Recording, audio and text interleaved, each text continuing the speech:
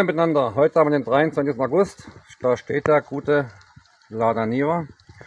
Hat leider ein paar Problemchen, aber dazu später. In den nächsten Tagen werde ich selbst reparieren, da hinten in der alten Garage. Weil mein Kfz-Meister ist nicht verfügbar, warum ist egal, das ist privat. Und jetzt bin ich hier gerade in meiner Freiluftwerkstatt, wo ich damals einen Hänger repariert habe, tätig. Das wird ein Kanaldeckelersatz. Weil der Kanaldeckel ist kaputt und liegt noch ein bisschen Werkzeug rum. Naja, ein bisschen wüst sieht es aus, aber ist egal, das Ergebnis zählt. Dann mache ich jetzt einen 8 cm dicken Holzdeckel, der ist wenigstens für Fußgänger und für PKWs befahrbar, dass das Loch erstmal zu ist. Ich zeige euch dann, wo es hinkommt. Und ja, das werde ich mich jetzt damit rumamüsieren noch eine ganze Weile. Hier liegen noch die Reste. Ja, und wir haben Starkregen seit Tagen. Heute ist es mal ein bisschen weniger mit Regen, aber wir hatten über eine Woche Starkregen und davon gibt es auch noch was zu berichten, aber dazu später. Das war Teil 1 und dann geht es gleich weiter in ein paar Minuten. So, Teil 2. Jetzt sind wir am Kanaldeckel. Natürlich sitzt er noch viel zu hoch. Der muss noch dieses Jahr im Herbst ebenerdig gemacht werden. Der kleine Schütthügel muss entfernt werden, angeglichen rundherum. Und der Betonring wird entfernt auf Erdbodenniveau. Und deswegen der Deckel doppelwandig provisorisch erstmal, dass wir einen Deckel haben. Ist nicht das Schönste, aber funktioniert aus Holz. 8 cm dick, der bricht nicht durch. Das ist Kanalisation und weil hier auch Publikumsverkehr ist, da hinten stehen noch solche Reservedinger und da hinten ist noch einer. Habe ich jetzt ganz einfach mal den Holzdeckel gezimmert. Wir wissen nicht, wo der Deckel hin verschwunden ist. Der ursprüngliche alte Gussdeckel war zerbrochen, war kaputt. Dann war ein provisorischer Holzdeckel drauf, der auch mittlerweile in Mitleidenschaft gezogen ist. Und jetzt das Ding. Jetzt schauen wir gleich, wer drin liegt.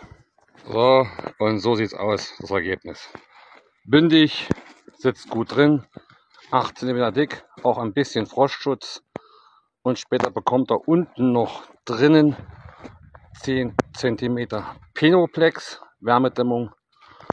Und außenrum werden wir freigraben, 3 Spaten tief oder 4 Spaten tief, so tief wir können. Wenn wir schaffen, 1 Meter.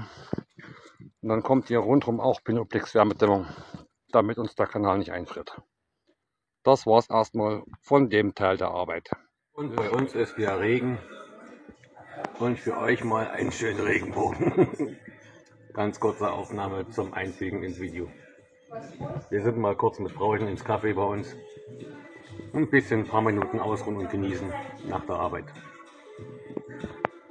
Typisch wieder bei uns Regen, Regen, Regen und Sonnenschein. Die Regenperiode wird erst aufhören, wenn der Winter beginnt. Vermutlich. Einen wunderschönen guten Abend von unserem Flüsschen. Unsere Agatha steht hier auch. Ja, und aus dem kleinen, sage mal, Dorffluss ist was Größeres geworden. Hier kommt man jetzt nicht mehr durch mit dem Lader. Keine Chance. Und das Wasser stand noch höher. Vorgestern war es etwa hier, wo ich stehe, noch etwa ein Viertelmeter höher. Naja, eine Woche Regen. Mal schauen, wann es beruhigt. Wir genießen jetzt ein bisschen den Abend, die Abendsonne und die Atmosphäre am Fluss.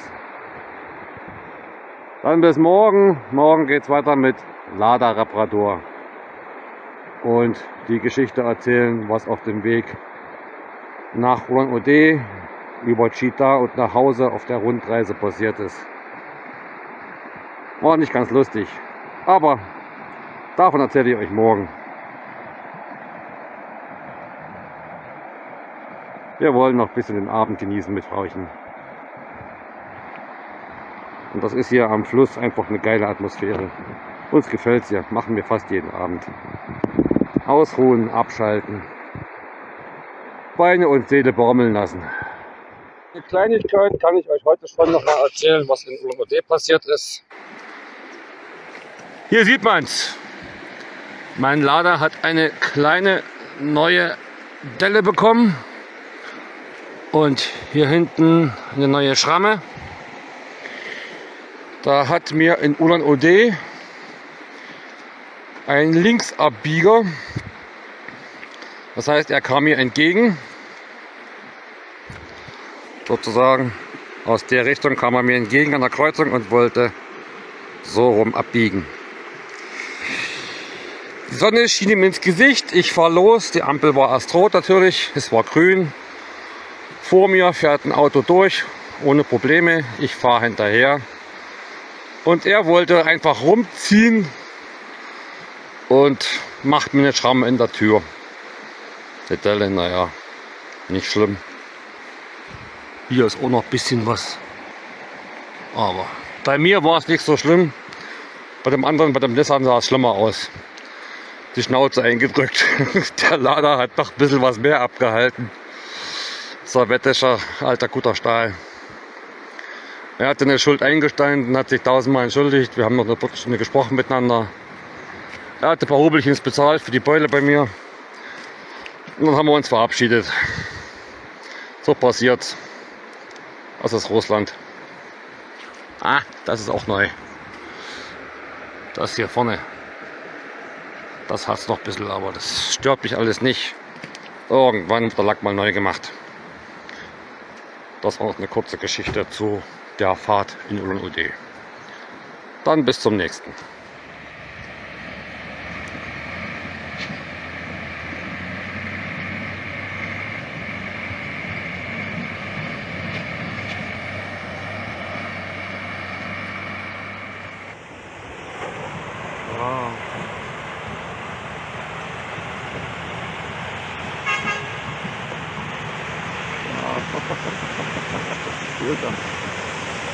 Genial. Heilige Scheiße.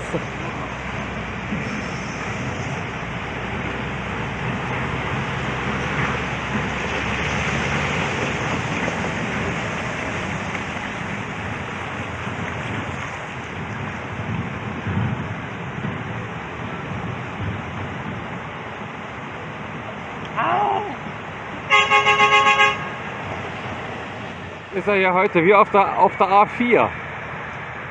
Autobahn. Mal schauen, was der Buchanka jetzt macht. Da unten würde ich nicht durchfahren. Ja. Und der kommt durch. Buchanka schwimmt. Das schwimmende Brot. Ist das eine Show. Speziell für euch auf YouTube. Mal ein bisschen Eindrücke aus unserer Welt. Deswegen will ich doch einen Buchanka haben nächstes Jahr. Mit Lada kommt man nicht mehr durch, leider.